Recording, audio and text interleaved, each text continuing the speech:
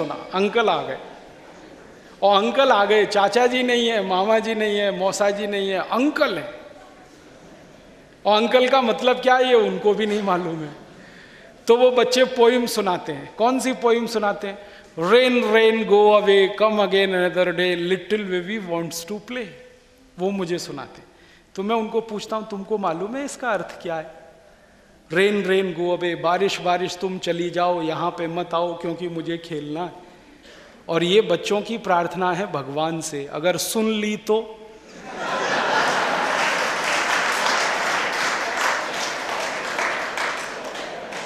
भगवान ने अगर प्रार्थना सुन ली,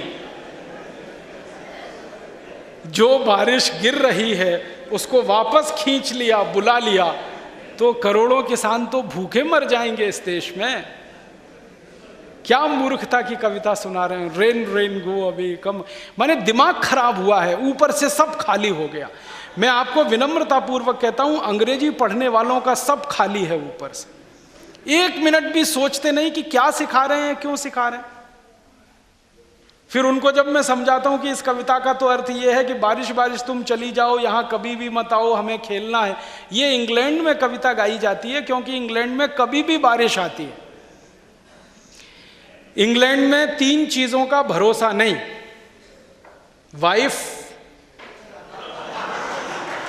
सुनिएगा ध्यान से, वाइफ, पत्नी, वेदर, मौसम, और वर्क माने नौकरी। किसी दिन नौकरी चली जाती है। किसी अच्छी खासी कंपनी में 20 साल से आप काम कर रहे हैं, जी जान लगा दिया आपने उस कंपनी के लिए, एक दिन सवेरे आपको पिंक स्लिप मिलेगी और आपको कहा जाएगा कल से मत आना। नौकरी इतनी अनसर्टेन है। तो वर्क, वाइफ, पत्नी सवेरे आपकी है, शाम को किसी दूसरे की हो सकती, कुछ भरोसा नहीं। और लंदन में, इंग्लैंड में ऐसे मैं आपको एक नहीं, सैकड़ों नहीं, हजारों लोगों की जानकारी दे सकता हूं जिन्होंने 20-20 शादियां की, फिर भी 21वीं करने के लिए तैयार हैं क्योंकि 20 रही नहीं उनके साथ। वाइफ कभी भी जाती है।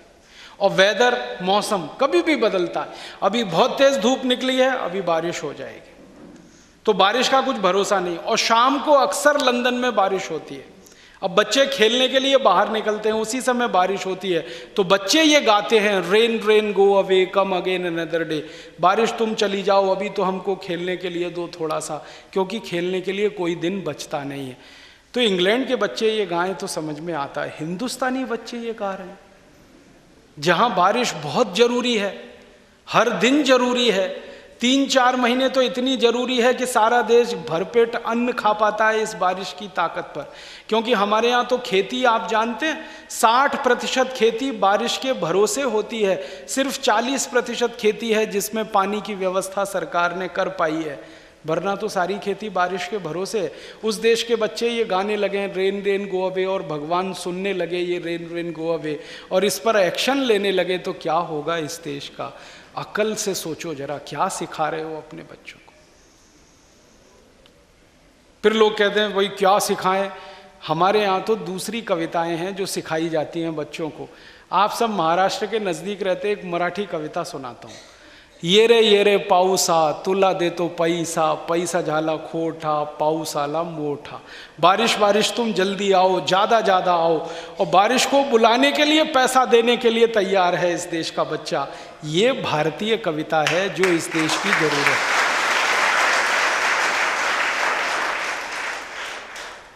ये कविता आनी चाहिए अपने बच्चों को। हमारे बच्चे twinkle twinkle little star how I wonder what you are, पता ही नहीं है कि ट्विंकल कौन है, क्या है, किसको कह रहे हैं। Johnny Johnny yes papa, eating sugar no papa. Sugar ही खिलानी है उस बच्चे को, गुड़ नहीं खिला सकते।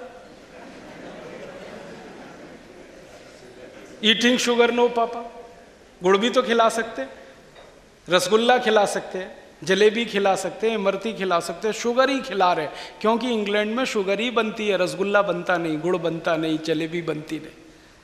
सब कुछ अंग्रेजियत वाला। इस भाषा ने तो सत्यानाश कर दिया हमारा। इस भाषा को ऐसे ही विदा करना है जैसे अंग्रेजों को हमने इस देश से विदा किया है, वरना इस देश का भला नहीं हो सकता।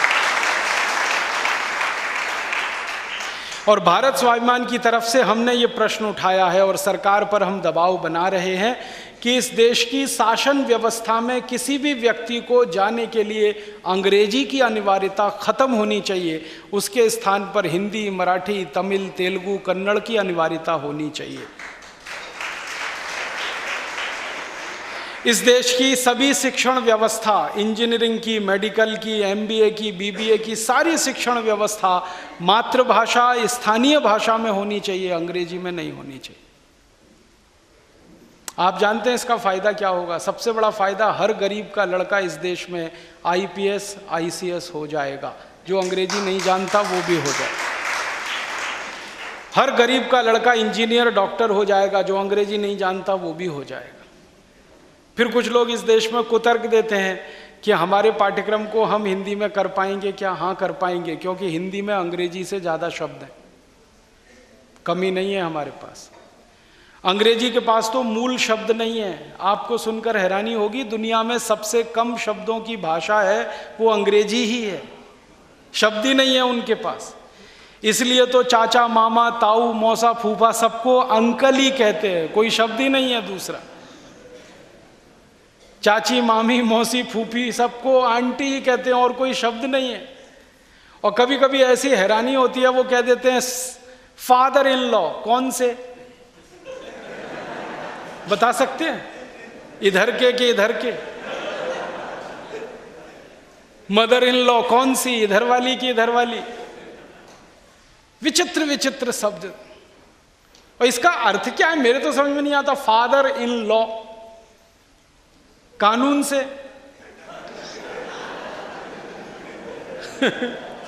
अब रिश्तों में कानून को घुसाओगे तो क्या होगा इस देश में? क्योंकि शब्द नहीं है। ससुर, ससुरा, हमारे यहां तो कितने तरह के ससुर होते हैं। चैया, ततुर, ससिया, वो ताऊ के ससुर हैं, मौसा ससुर हैं, फूफा ससुर हैं कि नहीं?